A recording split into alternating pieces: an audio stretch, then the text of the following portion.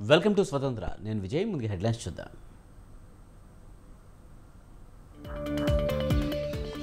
మహిళల రక్షణ కోసం దిశ యాప్ తెచ్చాం. మంచి చేసిన ప్రభుత్వానికి రాఖీ కట్టాలన్న జగన్. 5 ఏళ్లలో ప్రజలు నరకం చూశారు. వైసీపీ ప్రభుత్వాన్ని సాగనంపాలన్న బాబు.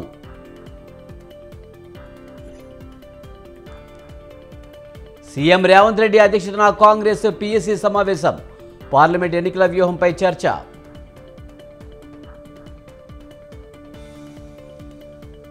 కాంగ్రెస్ పార్టీ వైపుగా ఎమ్మెల్యే కడియం అడుగులు. త్వరలోనే నిర్ణయమని ప్రకటన.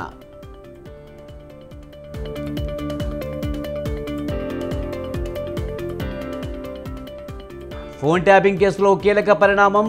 మాజీ డీసీపీ రాధాకిషన్కు 14 రోజుల రిమాండ్.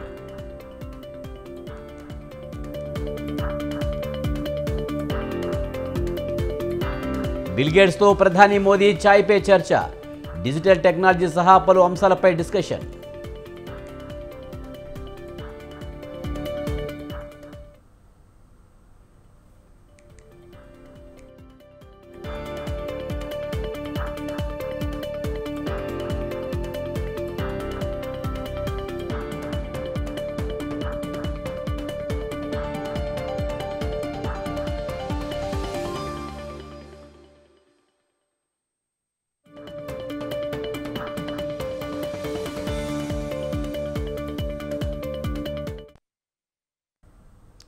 ఏపీలో పొత్తుల వ్యవహారంతో అసంతృప్తి జ్వరాలు ఎగిసిపడుతున్నాయి.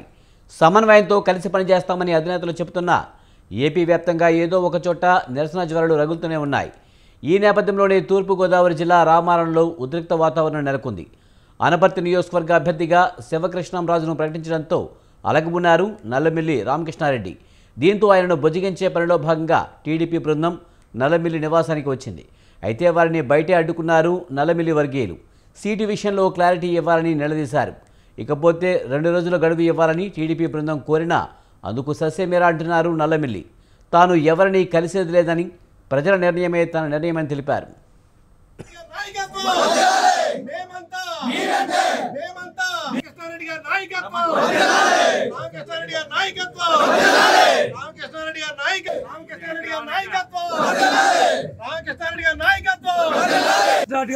తప్పేటో చెప్పాలి సార్. మీరందరూ ఇక్కడికి వచ్చేసి మాకు మొదట టికెట్ ప్రకటించినట్టే మళ్ళీ మాకు టికెట్ కావాలి. మా రామకృష్ణ లేదు. ఒక రామకృష్ణ గారికి ఇచ్చారు. ఈ సీట్ తీసేస్తే ఇంక రెడ్డి అన్నది లేదు. ఏపీలో పొత్తుల వ్యవహారంతో అసంతృప్తి జ్వరాలు ఎగిసిపడుతున్నాయి.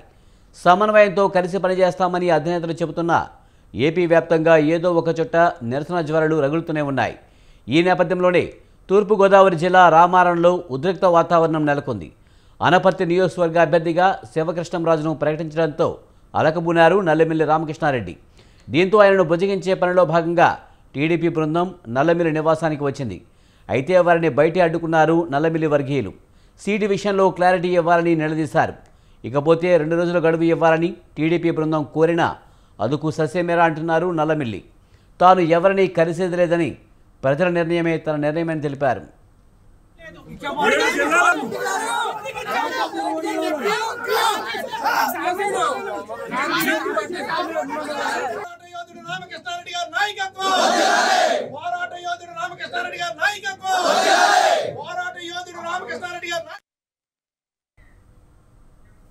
ఏపీలో ఎన్నికల జాతర మహారంజుగా సాగుతుంది. అధికార పార్టీ వైసీపీని గద్దెదించేందుకు ప్రతిపక్ష కూటమి ఎత్తులకు పై ఎత్తులు వేస్తూ దూకుడిగా వ్యవహరిస్తుంది. రేసుగుర్రాల ఎంపికలో ఆచితూచే వ్యవహరిస్తుంది విపక్ష కూటమి. జగన్ను ఢీకొట్టి అధికార పీఠం చేజిక్కించుకోవడమే కాకుండా ఎన్నికల రణరంగంలో వైసీపీ నేతలను మట్టి కనిపించి తమ సత్తా ఏంటో చూపించేందుకు పావులు కలుపుతుంది. ఇందులో భాగంగానే తెలుగుదేశం పార్టీ తన గెలుపు గుర్రాల తుది జాబితాను విడుదల చేసింది.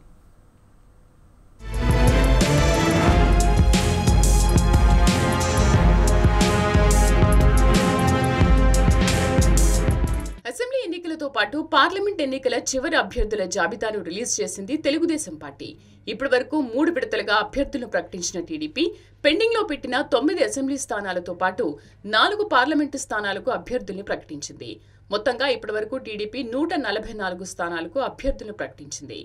ఇందులో ఇప్పటి వరకు ఉన్న సీనియర్లు, నియోజకవర్గాల మార్పులు, చేర్పులు, ఇతర పార్టీల నుంచి వచ్చిన నేతలను అభ్యర్థులుగా ప్రకటించింది టీడీపీ హైకమాండ్.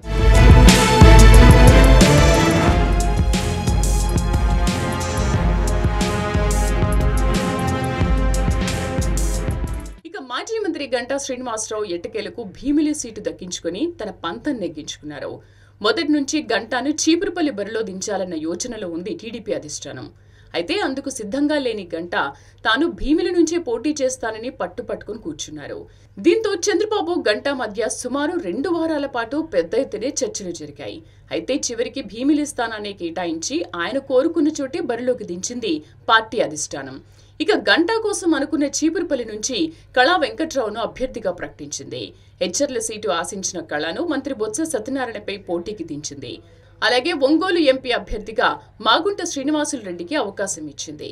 అలాగే ఉమ్మడి కడప జిల్లాలో కీలక నియోజకవర్గమైన రాజంపేట ఎమ్మెల్యే అభ్యర్థి విషయంలోనూ పెద్ద తతంగమే జరిగింది. చివరికి సుగవాసి సుబ్రహ్మణ్యంను ఈ నియోజకవర్గం నుంచి బరిలో నిలిపింది.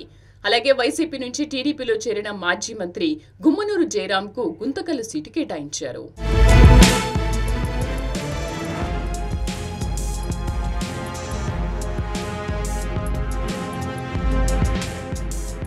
విజయనగరం ఎంపీ అభ్యర్థిగా కలిశెట్టి అప్పలనాయుడును టీడీపీ బరిలో నిలిపింది. అనంతపురం అర్బన్ నియోజకవర్గంలో ఊహించిన అభ్యర్థికి టీడీపీ టికెట్ దక్కింది. ఇక్కడి నుంచి మాజీ ఎమ్మెల్యే ప్రభాకర్ చౌదరి టికెట్ ఆశించారు. తొలుత ఈ సీటును జనసేనకు కేటాయిస్తారనే ప్రచారం కూడా జరిగింది. చివరికి దగ్గుబాటి వెంకటేశ్వర ప్రసాద్ కు సీటు దక్కింది. దీంతో అనంతపురం అర్బన్ టీడీపీలో అసంతృప్తి సెగలు ఎగిసిపడ్డాయి. దగ్గుబాటి ప్రసాద్ కు టికెట్ ఇవ్వడంపై ప్రభాకర్ చౌదరి తీవ్ర నిరాశలో ఉన్నారు. ఇక ఈ పరిణామాలతో ప్రభాకర్ వర్గీయులు హైకమాండ్ తీరుపై ఆగ్రహం వ్యక్తం చేస్తూ ఫ్లెక్సీలను తగలబెట్టారు. పార్టీ జిల్లా కార్యాలయంపై దాడి చేసి ఫర్నిచర్ను ధ్వంసం చేశారు. కుర్చీలు, బల్లలకు నిప్పులు పెట్టారు. పలుచోట్ల కూడా ఆశావాహులు అసంతృప్తితో నిరసన జ్వాలలు ఎగిసిపడుతున్నాయి.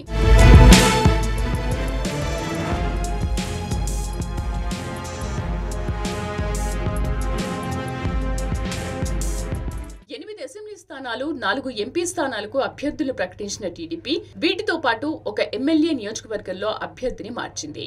కదిరి నియోజకవర్గానికి సంబంధించి మాజీ ఎమ్మెల్యే కందికుంట వెంకటప్రసాద్ సతీమణి కందికుంట యశోదాదేవికి గతంలో టికెట్ కేటాయించారు. అయితే మాజీ ఎమ్మెల్యే కందికుంట వెంకటప్రసాద్ పై ఉన్న నకిలీ డీడీల కేసును నాంపల్లి సిబిఐ కోర్టు కొట్టివేయడంతో ఇప్పుడు తిరిగి కందికుంటకే టికెట్ ఇచ్చింది. ఈసారి కూడా ఎంపీ రఘురామకృష్ణరాజుకు నిరాశ ఎదురైంది. ఇటీవల విడుదల చేసిన బీజేపీ లిస్టులో పేరు లేకపోవడంతో టీడీపీ రిలీజ్ చేసే చివరి జాబితాపై ఆశ పెట్టుకున్నారు రఘురామ. కానీ ఈ జాబితాలోనూ ఆయనకు చోటు దక్కలేదు.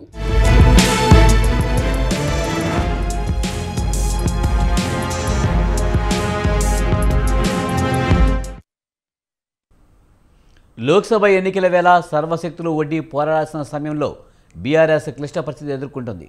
ఒకప్పుడు ఆపరేషన్ ఆకర్ష్ పేరుతో ఇతర పార్టీలకు గండికొట్టిన బీఆర్ఎస్ ప్రస్తుతం కీలక నాయకులు వరుసబాట పట్టడంతో రేకులు రాలిన గులాబీ చందంగా మారింది. రాజ్యసభ సభ్యుడు K Keshava Rao, Hyderabad mayor Gadwal Vijayalakshmi, station Ghanpur MLA Kadiyam Srihari, Warangal MP BRS అభ్యర్థి కడియం కావ్య కూడా కాంగ్రెస్ కండువా కప్పుకోవడంతో వలసల వరదతో గులాబీ దండు ఖాళీ అయిపోతుంది. కారు పంచర్ అయింది.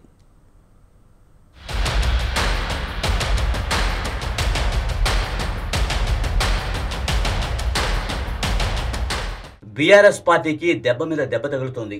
అసెంబ్లీ ఎన్నికల్లో ఓటమి దెబ్బ నుంచి ఇంకా కోలుకోని కేసీఆర్ పార్టీలో కీలక నాయకులు ఘర్వాపసీ పేరుతో వలస వెళ్లిపోవడం ఆందోళన కలిగిస్తుంది. తీవ్ర సంక్షోభాన్ని ఎదుర్కొంటుంది. కాంగ్రెస్ పార్టీ రివెంజ్ పాలిటిక్స్ కు ఉద్యమ పార్టీ కుదేలైపోతుంది.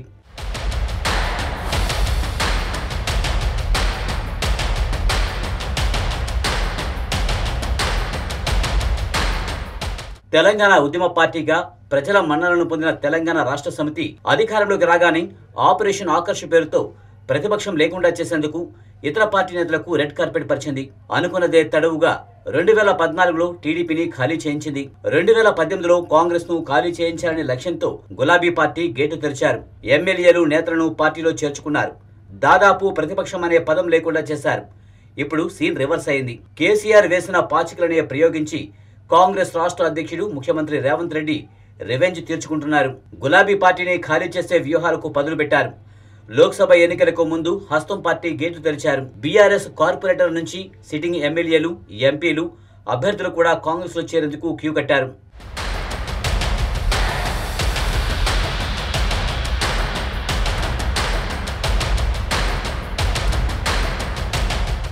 ఈ మధ్యనే Chevella sitting MP Ranjith Reddy, Khairatabad MLA Danam Nagender Congress కండువా కప్పుకున్నారు. Warangal MP Pasunuri Dayakar, Zahirabad MP B B Patil, Nagar Kurnool MP P Ramulu కూడా గులాబీ దండను విడిచిపెట్టారు. అంతకుముందు మాజీ మేయర్ బొంతు రామ్మోహన్ పార్టీ మారారు.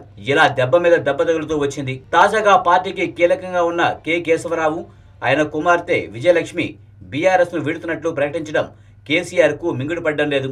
ఇక మాజీ మంత్రి కడియం శ్రీహరి, ఆయన కుమార్తె కావ్య కూడా పార్టీని వీడుతుండడం సంకటంగా మారింది.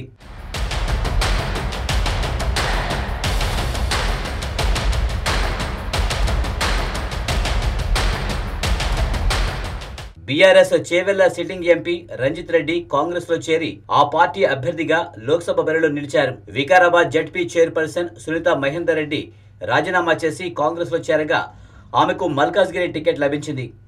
ఖైరతాబాద్ ఎమ్మెల్యే దానం నాగేందర్ అధికార పార్టీలో చేరి సికింద్రాబాద్ లోక్సభ టికెట్ దక్కించుకున్నారు.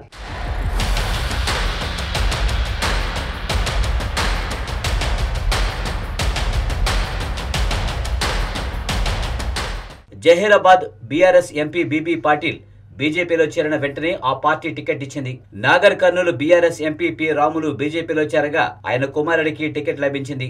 మాజీ ఎంపీలు జి నగేష్, అజ్మీరా సీతారాం నాయక్, మాజీ ఎమ్మెల్యేలు జలగం వెంకట్రావు, సైదిరెడ్డిలు ఇప్పటికే బీజేపీ కండువా కప్పుకున్నారు. వరంగల్ ఎంపీ పసునూరు దయాకర్ హస్తంగూటికి చేరారు. వరంగల్ నుంచి టికెట్ ను ఆశించిన వర్ధన్నపేట మాజీ ఎమ్మెల్యే ఆరూరి రమేష్ సైతం కారు దిగి కమలం పార్టీలో చేరారు. ఆదిలాబాద్ జిల్లాలో మాజీ మంత్రి ఇంద్రకరణ్ రెడ్డి బీఆర్ఎస్ కార్యకలాపాలకు దూరంగా ఉంటున్నారు. ఆయన కూడా కాంగ్రెస్ లో చేరతారనే ప్రచారం జరుగుతుంది. మరోవైపు ఇప్పటికే రాష్ట్రంలోని పలు మున్సిపాలిటీలు కాంగ్రెస్ పరమయ్యాయి.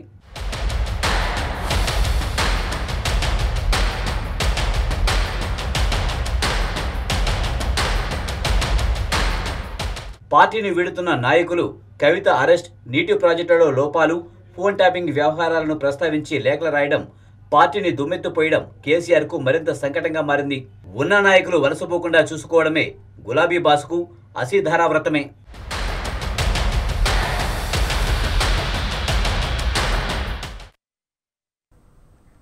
కేశవరావును పక్కన కూర్చోబెట్టుకుని పెద్ద తప్పు చేశారని రాజ్యసభ ఎంపీగా పంపించడం మరో పెద్ద తప్పన్నారు పటోల కార్తిక్ రెడ్డి. కేశవరావుతో పాటు ఆయన కుమార్తెకు 2 సార్లు కార్పొరేటర్ టికెట్ ఇవ్వడమే కాకుండా హైదరాబాద్ మేయర్ని చేశారని, బంజారాహిల్స్ ఎక్కడ ఉందో తెలియని ఆమెను కీలక పదవులు ఇవ్వడం వల్లే పార్టీ ఈ స్థాయికి దిగజారిందంటూ సంచలన వ్యాఖ్యలు చేశారు కార్తిక్ రెడ్డి. కడియం శ్రీహరికి మంచి స్థానం ఇచ్చారని, ఎంతో గుర్తింపు ఇచ్చినా ఇప్పుడు పార్టీ మారుతున్నారంటే దానికి కారణం కేసీఆర్ చేసిన తప్పులే కదా అని అన్నారు. కేసీఆర్ దగ్గర అధికారం లేకపోవడం వల్లే అందరూ పార్టీ మారుతున్నారని, అదే బీఆర్ఎస్ పార్టీ గెలిచి ఉంటే పార్టీ మారేవారా అని ప్రశ్నించారు. చెప్పిన కొంచెం దోస్తానం మిగిలింది కాబట్టి గాడికి కడుగుతా, ఇంకెక్కువ చెప్పదలుచుకోలేదు. రంజిత్ రెడ్డి గారు, మీరు ఎందుకు పోయారు, ఏ కారణంతో పోయారు, కాంగ్రెస్ పార్టీకి ఎందుకు పోయారు అనేదిగో చిన్న పిల్లగానికి అడుగుని చేవేళ చిన్న చిన్న బచ్చేగాలకు అడుగుని చెప్తారు ఎందుకు పోయారు మీరు కాంగ్రెస్ పార్టీలో. కానీ మీరు అభివృద్ధి గురించి మాట్లాడదు, అది చేవేళ చేసింది ఏం లేదు. మీరు అభివృద్ధి అయినరు కానీ అభివృద్ధి గురించి అయితే మీరు మాట్లాడొద్దని చెప్తున్నా. ఈ నిన్ననే 2 పెద్ద మనుషులు పార్టీ వీడి అవతలకు పోతున్నారని మనం సమాచారం చూసినాం. కేశవరావు గారు రాజకీయ జీవితం అయిపోయిన తర్వాత 2 సార్లు రాజ్యసభ సీట్ ఇవ్వడం తప్పు. ఆయన సెక్రటరీ జనరల్ అని కొత్త ఒక పదవి తీసి కూడా పక్కల రామన్న లాంటి కూర్చున్నా, ఎవరు కూర్చున్నాయో రాము లేవు, కేశవరావు గారు కూర్చొని పక్కన కూర్చోబెట్టుకోవడం తప్పు. పాపం మా మేయర్ గారికి కనీసం తెలుగు కూడా రాదు, బంజారాలు చేయడం ఉందో కూడా తెలియదు. ఆమెను 2 సార్లు కార్పొరేటర్ చేసి మహానగరానికి మేయర్ చేసుడు తప్పు. విప్పన్న గురించి చెప్పొద్దు కానీ విప్పన్నని 10 సంవత్సరాలు చాలా పెద్ద కార్పొరేషన్ కూడా ఆయన మన చైర్మన్ చేసుడు తప్పు. ఇంకా శ్రీహరి గారి గురించి అయితే మీ అందరికి తెలుసు, ఎంత గౌరవం ఇచ్చారు కేసీఆర్ గారు. అన్నిటికన్నా పెద్ద తప్పు అందరికన్నా కేసీఆర్ గారు చేసింది మీ అందరికి ఏందో తెలుసా, అధికారం కోల్పోవడం సార్ చేసిన అన్నిటికన్నా పెద్ద తప్పు. రంజిత్ రెడ్డి గారికి అయితే కాంగ్రెస్ పార్టీ తనకు సొంత ఇల్లు లాంటిదని, తీర్థయాత్రలు ముగించుకుని ఎవరైనా ఇంటికి చేరుకోవాల్సిందేనని రాజ్యసభ సభ్యుడు కె కేశవరావు అన్నారు. చనిపోయే ముందు కాంగ్రెస్లోనే కొనసాగుతానని అన్నారు. కాంగ్రెసే తనకు అత్యున్నత పదవులు కల్పించిందన్నారు. కేసీఆర్ ఇచ్చిన సెక్రటరీ జనరల్ పదవి నెంబర్ 2 కాదన్న కేసీఆర్ పక్కన కుర్చీ మాత్రమే అన్నారు. తెలంగాణ సాధన కోసమే నాడు టీఆర్ఎస్లో చేరానన్న కేకేతో మా ప్రతినిధి రాజు ఫేస్ టు ఫేస్. బీఆర్ఎస్లో కీలక నేతగా ఉన్నారు. కేసీఆర్ తర్వాత రెండవ స్థానంలో పార్టీ అతిపెద్ద పదవి కూడా ఆయన కట్టబెట్టింది. కేశవరావు గారు గర్వాపసిలో భాగంగా కాంగ్రెస్ పార్టీలో చేరబోతా ఉన్నారు. ప్రస్తుతం మనతో పాటు కేశవరావు గారు ఉన్నారు. సార్, ఎందుకు సుదీర్ఘంగా 55 ఏళ్ల పాటు కాంగ్రెస్ పార్టీకి సేవలు అందించారు, తిరిగి బీఆర్ఎస్లోకి వెళ్ళారు, మరోసారి అంటే ఎందుకు కాంగ్రెస్ పార్టీలోకి వెళ్ళాలని భావిస్తూ ఉన్నారు? నన్ను ఆయన నెంబర్ 2లో పెట్టలే. కాంగ్రెస్ వర్కింగ్ కమిటీ నెంబర్ 2 మీకు తెలుసునా అండి. అక్కడ కూర్చున్నా నేను.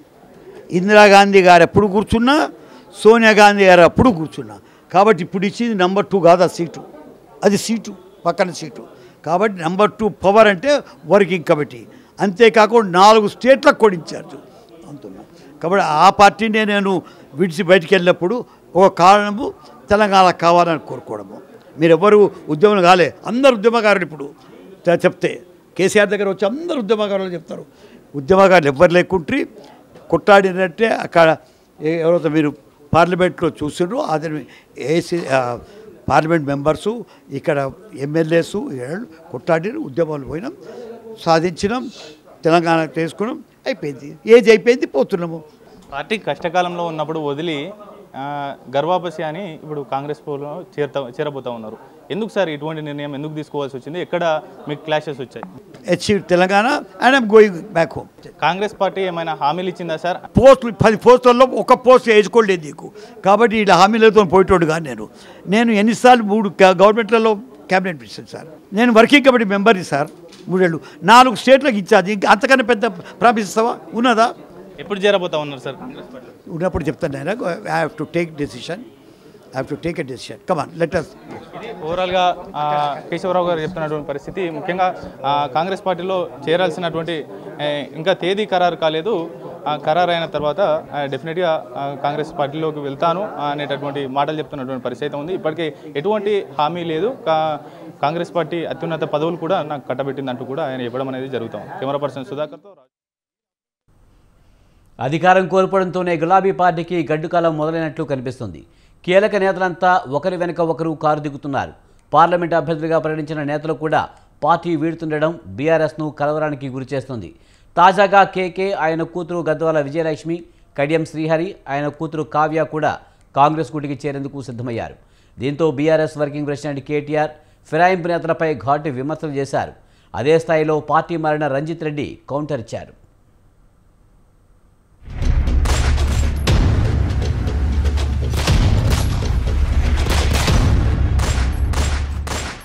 నేను అనేది ఏంటంటే జరిగింది, మోసపోయినాం, జరిగింది. తర్వాత గమ్మత్ ఏంటంటే ఎలక్షన్ అయిపోయింది, సరే ఓడిపోయినాం, 39 మంది గెలిచినాం.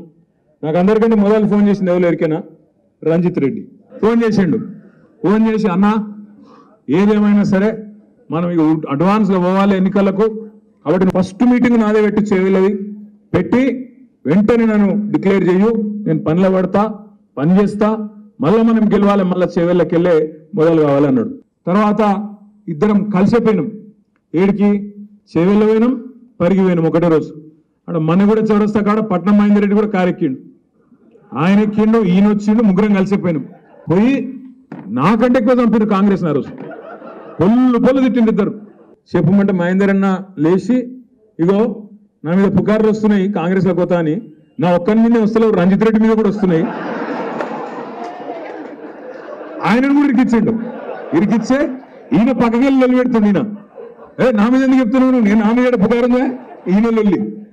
ఇద్దరు నామగడ్డి లొల్లి పెట్టుకొని ఆస్కర్ అవార్డు గెలుస్తారు చూడు, దానికంటే ఎక్కువ యాక్టింగ్ ఇద్దరు. నేను పోతలేనంటే నేను పోతలేను, నేను మంచోని అంటే నేను మంచోని, నేను పిచ్చోళ్ళకి ఇద్దరు నమ్మిన. ఏం చేస్తాం? నమ్మి ఇద్దరు అద్భుతమైన స్పీచ్లు ఇస్తే గెలిచిపోయినాం. ఇంకేముంది, మళ్ళా పార్లమెంట్ గెలిచిపోయినాం అనుకున్నా. నేను చూస్తే 15 రోజుల తర్వాత సీన్ కట్ చేస్తే ఈయన మల్కాజ్గిరి అభ్యర్థి, ఆయన చెవెళ్ళ అభ్యర్థి కాంగ్రెస్. ఏమైందిరా అయ్యా అంటే ఇద్దరు పత్తలేరు. కేటీఆర్ గారు ఏమన్నా కూడా టాపిక్ ఏంటంటే పార్టీలు రాజకీయాల్లో అవకాశవాదం అనే టాపిక్ మాట్లాడతారు. నేనేమంటానంటే, నేను ఇవాళ అవకాశం ఏంటి, మారుతున్న రాజకీయ పరిణామాలకు అనుగుణంగా నేను ఎందుకు మారినా అండి, పదే ఒకటే మాట చెప్తున్నాను. నాకు పర్సనల్ ఎజెండా ఏమీ లేదు. చేవేళ్ళ ప్రజల సంక్షేమం కోసం డెవలప్మెంట్ కుదుటపడొద్దని చెప్పి, కుంటిపడొద్దని చెప్పి నేను ఒకటే అడుగుతున్నాను అందరిని, డెవలప్మెంట్ కావాలంటే, సంక్షేమ అభివృద్ధి కావాలంటే డెఫినెట్గా పవర్ ఉండాలి. పవర్ ఉంది కదా అని చెప్పి ఇక్కడ రావడం కంటే ఎక్కువ నాకు సంక్షేమం, అభివృద్ధి, చేవెళ్ళ పార్లమెంట్ కాన్స్టిట్యున్సీ ఇంపార్టెంట్. నేను రాజకీయాలకు కొత్తగా వచ్చినప్పుడు నన్ను ఆశీర్వదించిన చేవెళ్ళ ప్రజల కోసం నేను ఏ డెసిషన్ అయినా తీసుకుంటా. నేను అందరికంటే చాలా బెస్ట్ పర్ఫార్మర్గా టీఆర్ఎస్ పార్టీ కూడా నా వంతు నేను కృషి చేసిన. 5 years అయిపోయిన తర్వాత, నా టర్మ్ అయిపోయిన తర్వాత నేను కాంగ్రెస్ పార్టీలో జాయిన్ అయ్యాను. అంతేకాని దీనికి అసలు అవకాశం లేదు, ఏం లేదు.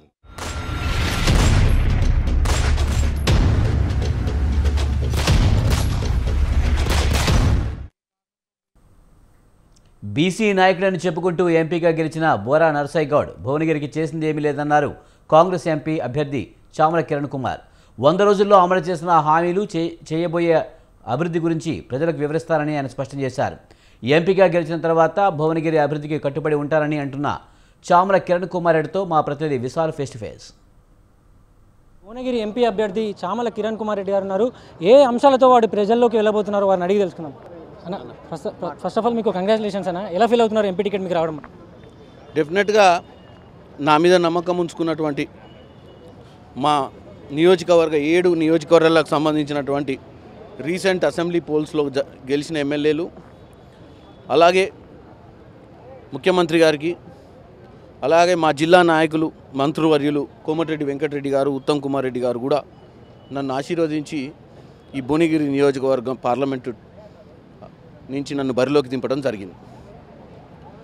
అలాగే నా చుట్టూ ఉన్నటువంటి గాంధీ భవన్కి ఈరోజు మొట్టమొదటిసారిగా వచ్చిన, ఈరోజు నా చుట్టూ ఉన్నటువంటి నా మిత్రులు, నాతో పనిచేసినటువంటి అధికార ప్రతినిధులు, వైస్ ప్రెసిడెంట్లు, జనరల్ సెక్రటరీలు అందరూ కూడా ఈరోజు చాలా ఆనందంగా ఉన్నారు. ఎందుకంటే ఒక కార్యకర్తకు టికెట్ వచ్చిందన్న విషయంలో ఈరోజు వాళ్ళందరూ ఏంటంటే, ఈరోజు మాలో ఒకరికి టికెట్ ఇచ్చిర్రు, మధ్యతరగతి నుంచి వచ్చిన వ్యక్తి, ఏ బ్యాక్గ్రౌండ్ లేకుండా కూడా ఒక పార్లమెంట్కి నన్ను ఎన్నుకురు కాబట్టి ఈ బాధ్యత కూడా వాళ్ళు తీసుకునే పరిస్థితి ఉంది. ఈరోజు గెలిపించుకోవాల్సిన బాధ్యత, చాలా సంతోషంతో పాటు ఒక బాధ్యత కూడా. గెలవడం ఒక బాధ్యత, గెలిచినాక ప్రజలకు సేవ చేయడం ఒక బాధ్యత. రాజకీయాలల్లో ఏ రోజైనా కానీ విజయోత్సవాలు చేసుకోవడం అనేది ఒక ఎత్తు అయితే, విజయోత్సవం గంట ఉంటే జీవితం అంతా దానికోసం మళ్ళీ పనిచేయాల్సిన పరిస్థితి ఉంటుంది. సో నాకు ఈ సీట్ వచ్చినందుకు తృప్తిగా ఉంది. కానీ ఎదుట కొండంత అది ఉంది, ఏది బాధ్యత.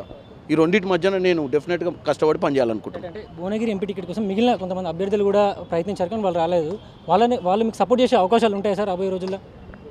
మీరంతా ఒక అపోవలరు. టికెట్ రాకముందు 28 మంది అప్లికెంట్లు ఉంటారు.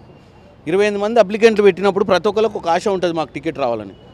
టికెట్ అయిపోయినాక అందరం కలిసి పని చేసుకుంటాం మేము. సో అటువంటి అపోహలు ఏం లేవు, అందరం కలిసి కష్టపడి పని చేసుకొని గెలుస్తాం ఆ సీటు. మీరు ఎంపీ ప్రజెంట్ మొట్టమొదటిసారి ఎంపీ అభ్యర్థిగా పోటీస్తున్నారు అంటే అనుభవం లేదని ఒక విమర్శ కూడా వస్తుంటుంది. మీరు దీనికి ఏం సమాధానం? ఎవరన్నా తల్లి కడుపులోకి వెళ్ళి పార్లమెంట్ మెంబర్ అవుతారు అడగా బయటికి. ఎవడైనా వచ్చిన తర్వాత ఒక ఏజ్ వచ్చినాక ఒక నమ్మకంతో టికెట్ ఇస్తారు, టికెట్ ఇచ్చినాకనే గెలుస్తారు. అనుభవం ఎవరికి వస్తుంది? అనుభవము, అధికారం వచ్చినాక ప్రజాసేవ కానీ అనుభవం కానీ వస్తాయి. నేను జనరల్ సెక్రటరీగా 2006లో 5 రాష్ట్రాలకు పనిచేసిన. నా నియోజకవర్గం నగర్కల్ రిజర్వ్ కావడం వల్ల 2009లో నాకు పొలిటికల్ అవకాశాలు రాలేదు. అంత మాత్రాన అనుభవం లేదనొద్దు. ముఖ్యమంత్రి రేవంత్ రెడ్డి గారు ఎమ్మటి ఇదే పీసీసీ సాక్షిగా ఇక్కడి నుంచే కార్యాచరణ నడిపినాం. రాష్ట్రంలో కాంగ్రెస్ పార్టీని అధికారంలోకి తీసుకురావడంలో నేను ఒక వైస్ ప్రెసిడెంట్గా నా పాత్ర కూడా నేను పోషించిన. అంటే మనం ఇయ్యకముందే మట్టేసుడు, అనుభవం లేదంటే అనుభవం ఎవరికి ఉంటుంది? ఇవాళ ఇంతమంది ఇక్కడ వీళ్ళందరూ కూడా రోజు గాంధీ భవన్కి వస్తారు, పనిచేస్తారు. వీళ్ళందరికీ కూడా ఏదో ఒక రోజు జెడ్పీటీసీఓ, ఎంపీటీసీఓ, ఎమ్మెల్యేనో, ఎంపీనో కావాలన్న ఆలోచనతో ఇక్కడికి వస్తారు కదా. మరి అనుభవం వాళ్ళకి ఎప్పుడు వస్తుంది? వీళ్ళకి టికెట్లు ఇచ్చి వాళ్ళని గెలిపించుకుంటే వాళ్ళు కుర్చీలో కూర్చొని వాళ్ళు పాలన చేసినప్పుడు అనుభవం వస్తుంది. కాబట్టి పార్లమెంట్ ఎన్నికలంటే ముందు ఎక్కువగా సెంట్రల్ పార్టీలు అంటే బీజేపీ అదేవిధంగా కాంగ్రెస్ ఈ 2 పార్టీల మధ్యలో ఉంటుందని, పోటీ ఉంటుందని అంటారు. బీజేపీ దేశవ్యాప్తంగా మోడీ ఫేవర్ నడుస్తుందని కూడా ప్రచారం జరుగుతుంది. ఆ మోడీ ఫేవర్ని మీరు తట్టుకోగలుగుతారా? మొన్నటిదాకా కేసీఆర్ ఫేవర్ ఉండే, తట్టుకున్నాం. ఇప్పుడు మోడీ ఫేవర్ని కూడా తట్టుకుంటాం. కానీ మోడీ ఫేవర్ నార్త్ ఇండియాలో ఆడ ప్రజల్ని ఒక కులంతోటో, ఒక దేవునితోటో ఒక నమ్మకాన్ని క్రియేట్ చేసి వాళ్ళని చీటింగ్ చేస్తుండు. మన సౌత్ ఇండియాలో మీరు మోడీ ప్రభంజనం ఎక్కడుందండి? తమిళనాడులో ఉందా? మొన్ననే కర్ణాటకలో తరిమి కొట్టినాం. కేరళలో లోపల కూడా లుంగి కట్టుకొని తప్ప లోపల రానియరు ఆడికి, ఆయన కుర్తా పైజామా వేసుకొస్తే. తమిళనాడు, కేరళ, పాండిచ్చేరి, అండమాన్ నికోబార్ ఐలాండ్స్ ఇవన్నీ కూడా కాంగ్రెస్ పాలిత రాష్ట్రాలు లేకపోతే రీజనల్ పార్టీసో ఉన్నాయి. మరి ఎక్కడుందండి వేవ్ లేదు, ఏం లేదు. ఇదంతా డ్రామా. వాళ్ళంతలా వాళ్ళే ఒక హైప్ క్రియేట్ చేయడం, వాళ్ళంతలా వాళ్ళే ఒక డ్రామా క్రియేట్ చేయడం, వాళ్ళంతలా వాళ్ళే ఒక ఫోబియా. మీడియా సంస్థలు, పెద్ద పెద్ద సంస్థలు వాళ్ళను కూడా భయభ్రాంతుల గురించి మేనేజ్మెంట్లు మార్చి వాళ్ళు నడుపుతున్న వ్యవస్థ ఇది. ఎన్నికల తర్వాత ఉమ్మడి నల్గొండ జిల్లా నాయకులే ప్రభుత్వాన్ని కూల్స్తారని కూడా కేటీఆర్ మధ్యాహ్నం వ్యాఖ్యలు చేశారంటే కాంగ్రెస్ పార్టీకి చెందిన నాయకులే ప్రభుత్వాన్ని కూల్చే ప్రయత్నం చేస్తారని కూడా అన్నారు. సరే, ఆ తర్వాత ముందు వాళ్ళు ఇప్పుడే కూలిపెట్టేట్టురుగా, అసలు పార్టీలే కూడా పెట్టేట్టుంది కదా. ఈ పిచ్చి మాటలు, పిచ్చి లెక్కలు మాట్లాడకుండా ఇంకెంతమంది బీఫామ్లు, ఎంతమంది వీళ్ళు డిక్లేర్ చేసిన 17 మంది అభ్యర్థుల బయటికి కూతురు వాళ్ళని కాపాడుకోమని చెప్పండి ఫస్ట్. అసెంబ్లీ ఎన్నికల్లో మొత్తం ఎక్కువగా యువ ఎమ్మెల్యేలే ఈసారి అసెంబ్లీలో అడుగుపెట్టారు. మీరు కూడా ప్రస్తుతం యువతరం నుంచి అంటే ఎంపీగా పోటీ చేస్తున్నారు. ప్రస్తుతం దేశవ్యాప్తంగా అన్ని డబ్బు రాజకీయాలే నడుస్తున్నాయని కూడా రాజకీయ విశ్లేషకులు అంటారు. మీరు ఎలాంటి రాజకీయాలు చేయబోతున్నారు? కాంగ్రెస్ పార్టీ నాకు బీఫామ్ ఇచ్చింది. 7 ఎమ్మెల్యేలు 6 గెలిచినాం. 8,20,000 ఓట్లు కాంగ్రెస్ పార్టీకి ఓసిరు మన ప్రజలు. బీజేపీకి 75,000 ఓట్లు వచ్చినాయి. తెలంగాణలో ముఖ్యంగా నా నియోజకవర్గంలో గతంలో మేము కమ్యూనిస్టుతో పోరాటాలు చేసినటువంటి గడ్డ.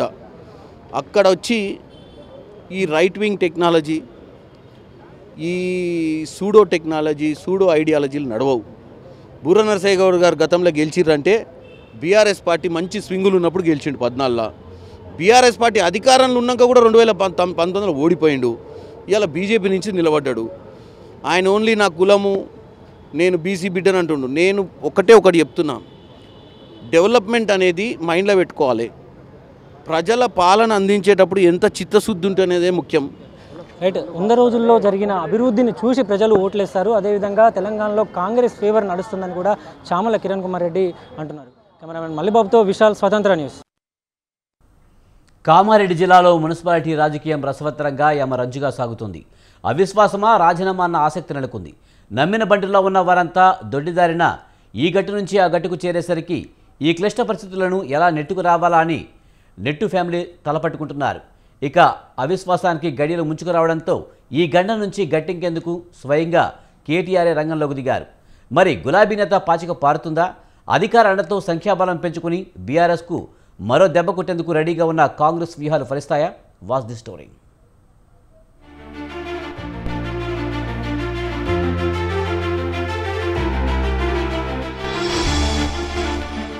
కామారెడ్డి జిల్లాలో క్యాంపు రాజకీయం రసవత్తరంగా నడుస్తోంది. అధికారం చేతికొచ్చాక ఫుల్ జోష్ లో ఉన్న హస్తం పార్టీ ఎక్కడికక్కడ బీఆర్ఎస్ ను దెబ్బతీసే పనిలో పడింది. ఇన్నాళ్లు ఒక లెక్క, ఇప్పుడొక లెక్క అంటూ ముందుకు సాగుతోంది. గులాబీ బలగాన్ని మొత్తం తన వైపుకు తిప్పుకొని కేసీఆర్ కు దిమ్మ తిరిగే షాక్ ఇస్తోంది. ఇందులో భాగంగానే రాష్ట్ర వ్యాప్తంగా మున్సిపాలిటీలను తన ఖాతాలో వేసుకుంటోంది. ఈ వ్యూహంలో ఇప్పుడు కామారెడ్డి చిక్కుకుంది. అసెంబ్లీ ఎన్నికలకు ముందు 4 కౌన్సిలర్లుగా ఉన్న బలాన్ని 27కు పెంచుకొని అవిశ్వాసానికి సిద్ధమైంది. ఈ నేపథ్యంలోనే అవిశ్వాస తీర్మానాన్ని జిల్లా కలెక్టర్ కు అందజేశారు కౌన్సిలర్లు. దీనితో ఈ నెల 30న అవిశ్వాసానికి తేదీ నిర్ణయించారు జిల్లా కలెక్టర్. ఇక అవిశ్వాస తీర్మానం ఇచ్చిందే తడవుగా క్యాంపు రాజకీయాలకు తెరలేపింది కాంగ్రెస్ పార్టీ. తమ కౌన్సిలర్లైన 27 మందితో పాటు మద్దతుగా నిలిచిన మరో 7గురిని గోవాకు తరలించింది. వీరంతా ఈ నెల 30న నేరుగా అవిశ్వాస సమయంలో మున్సిపల్ కార్యాలయానికి రానున్నారు.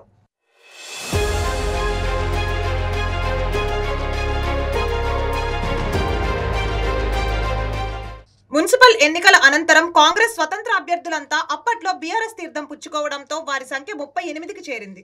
అయితే అసెంబ్లీ ఎన్నికల్లో ఓటమి రుచి చూసేసరికి ఇప్పుడు ఆ సంఖ్య తగ్గిపోయి 16కు చేరింది. మిగిలిన వారిలో 6 బీజేపీకి చెందిన వారు కాగా 27 మంది కాంగ్రెస్ కౌన్సిలర్లు ఉన్నారు. అయితే గతంలో బీఆర్ఎస్ అధికారంలో ఉండి బలంగా ఉండడంతో మున్సిపల్ ఎన్నికల్లో గెలిచిన 12 మంది కౌన్సిలర్లు విడతల వారీగా ఒక్కొక్కరు గులాబీ తీర్థం పుచ్చుకున్నారు. మళ్ళీ ఇప్పుడు కాంగ్రెస్ అధికార పగ్గాలు చేపట్టేసరికి వారంతా ఘర్ వాపసీలో భాగంగా ఒక్కొక్కరు తిరిగి హస్తం గూటికి చేరారు. వారితో పాటు మరికొందరికి గాలం వేసి బీఆర్ఎస్ కు ఇప్పట్లో కోలుకోలేని దెబ్బ కొట్టారు. ఇక ఇదిలా ఉంటే గత ఏడాదిన్నర కాలంగా బీఆర్ఎస్ లో లుకలుకలు ఒక్కొక్కటిగా బయటపడ్డాయి. గ్రూప్ రాజకీయాలు మొదలై చైర్మన్ కు వ్యతిరేకంగా మారారు. ఇప్పుడు ఏకంగా చైర్మన్ పై అవిశ్వాసానికి సిద్ధమయ్యారు. ఈ తరుణంలో పార్టీ మారిన కౌన్సిలర్లకు విప్ జారీ చేసే అవకాశాలు ఏమైనా ఉన్నాయా అని పలువురు అనుమానం వ్యక్తం చేస్తున్నారు. చైర్మన్ తండ్రి నెట్టు వేణుగోపాలరావు, మాజీ ఎమ్మెల్యే గంప గోవర్ధన్ మధ్య వైరం విప్ జారీకి అడ్డంగా మారినట్టు తెలుస్తోంది. మాజీ ఎమ్మెల్యేతో సఖ్యత ఉంటే ప్రస్తుతం పార్టీ మారిన కౌన్సిలర్లకు విప్ జారీ చేసే అవకాశం ఉండేదని స్వయంగా తానే అవకాశాన్ని చేజార్చుకున్నారన్న విమర్శ వినిపిస్తోంది. మున్సిపల్ చైర్మన్ పై కలెక్టర్ కు అవిశ్వాస తీర్మానం అందజేసిన 27 మంది ప్రత్యేక బస్సుల్లో క్యాంపుకు తరలి వెళ్లారు. కొద్ది రోజుల పాటు హైదరాబాద్ లోని ఓ హోటల్లో బస చేసిన వీరంతా ఆ తర్వాత గోవాకు షిఫ్ట్ అయ్యారు. ఈ నెల 30న అవిశ్వాసం రోజునే తిరిగి కామారెడ్డికి రానున్నారు. అయితే అవిశ్వాసానికి సమయం దగ్గర పడడంతో రంగంలోకి బీఆర్ఎస్ అగ్రనేత కేటీఆర్ రంగంలోకి దిగినట్లు సమాచారం.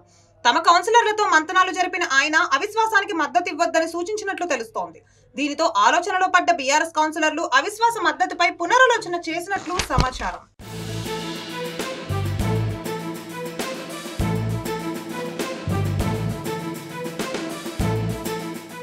మరోవైపు ఇంతకాలం బీఆర్ఎస్ లో కొనసాగి చైర్మన్ కు మద్దతుగా నిలిచిన కౌన్సిలర్లంతా ఒక్కొక్కరిగా చేజారిపోతూ ఉంటే ఏం చేయాలో దిక్కుతోచక అయోమయంలో పడింది నెట్టు కుటుంబం.